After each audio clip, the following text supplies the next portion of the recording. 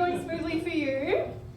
But yes, my name is Jacinta and I am a mental health researcher at the University of South Australia. But more in a, have you tried doing push-ups so that you don't feel so sad kind of way? Clearly, I didn't do psychology as my undergrad. I wound up here through an exercise physiology degree. And if you don't know what that is, it's okay, my parents still don't either. But it's essentially exercise science for people with chronic health conditions. So we're kind of like a PT, but instead of getting you jacked, we just get you healthy. And no, we're not like a physio. We don't touch you, we just tell you what to do. It's long been known that exercise is amazing for our bodies, right? But it's only been in recent years that exercise has been getting the hype that it deserves for its mental health benefits. Now, make some noise if you are an exerciser in this room, if you enjoy a good sweaty session. Woo! Preaching to the converted, which is great for me. But if you are not an avid exerciser, you will be very pleased to know that the largest benefits for your mental health happen when you go from doing nothing to doing something. And I know it's a graph and it's not as overwhelming as it looks, I promise. You're just going to find the slopiest slope on that graph, which is about here.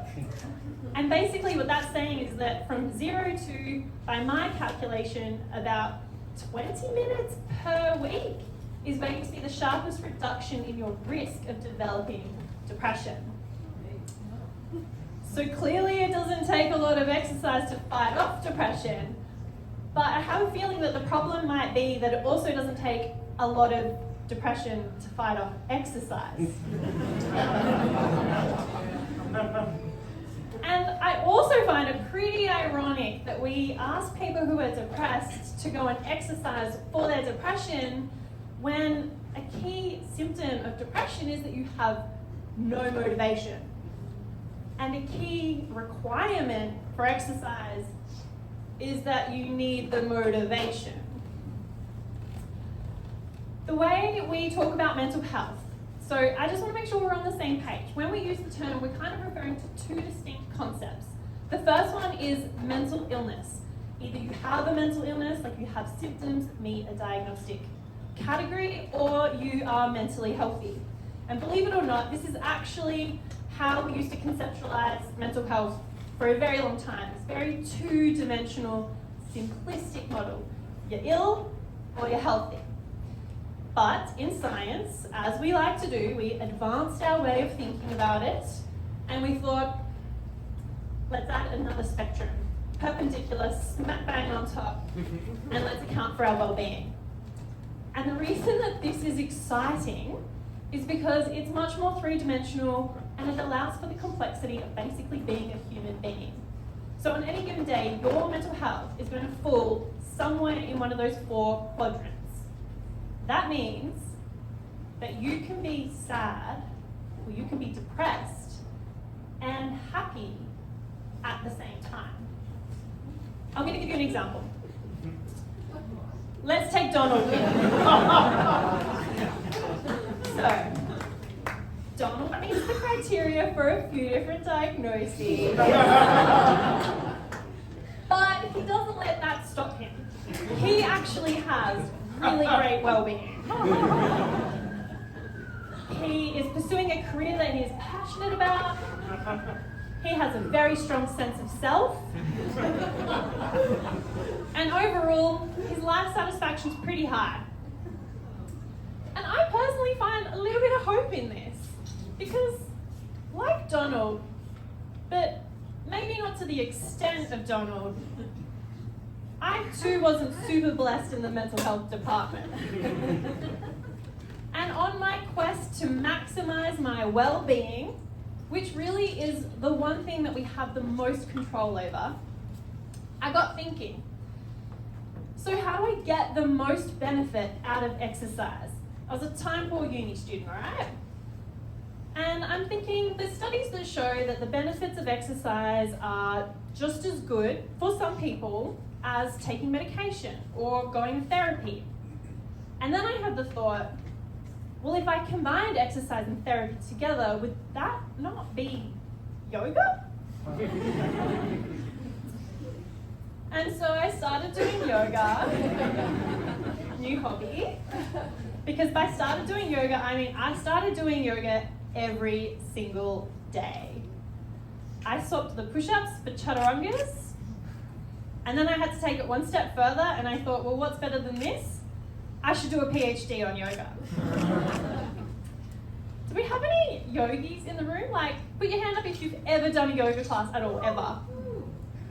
Okay, like most of you, wow. Keep your hand up if you still practice yoga on a regular basis. Oh, significantly less, okay. So those of you who put your hand down, you may be able to relate to this next little bit. Yoga is interesting, isn't it? I mean, it's considered a science by the yogis. It's considered, what is it considered? It's considered a cult by the non-yogis. And then in academia, it's considered a joke. And that's because before her westernization and her commercialization, because yes, apparently there is more to yoga than Lululemon and burning incense and saluting the sun and whatnot. There's a whole history of yoga that somehow just got lost along the way. Because yoga is really meant to be a set of philosophical principles and practices that help you control your mind. And your mind forms the basis of your entire experience. It totally controls how you view the world, how you see the world, how you experience the world. So it's pretty important. And yoga is kind of made up of all these different ingredients, right? Like we have movement and mindfulness and self-compassion and self-acceptance. And I don't know if anyone here in the room goes to therapy, but if you do, you will know that that is all the rage in Western psychology right now. It's kind of like yoga's thing, but we've just rebranded it and packaged it up and we're selling it as acceptance commitment therapy. Just a classic white person move. And that's because some of these ingredients actually have really good evidence that they are good for our mental health when they're looked at in isolation. Except when you put them all together, they're not taken seriously. They're just not taken seriously. I mean, at least circa 2019, when I was starting my PhD, there was no substantial evidence that yoga was actually good for our mental health. And I have my hunches about why this might be, and I'm just going to demonstrate for you. So you'll be in a yoga class and you will experience something like this. The teacher will say, our next pose is going to be a standing split. Fold your body in half and then take your right foot to the sky and feel your kidney meridian lines cleansing all the negative chi outside of your body, shooting out of your toe, forming a rainbow. And take one breath in and release the pose. But like it's a lot, isn't it? It's really fluffy. Thank you. I want to practice that bit. And I just want to also point out some other unhinged comments I have legitimately heard in yoga classes, and I just want to weigh in and put my 2 cents on these things. So I'd like to clear this up. Our organs are self-cleansing. You have valves in your arteries and veins, and your blood cannot go backwards. It would be very bad if it did. I'm all about honouring whatever internal organ you want. But I don't think we can feel into them. It's not possible. And breathing into body parts that aren't your lungs. I'm sorry, but everyone breathe into your glutes right now. That's what I thought. So I spent my PhD trying to unfluff the yoga and looking at distilling it to its most basic ingredients. So just the movement and just the mindfulness. And I wanted to know if this could help people who have a mental disorder feel a little bit better. And what would you know? It worked. The data was good.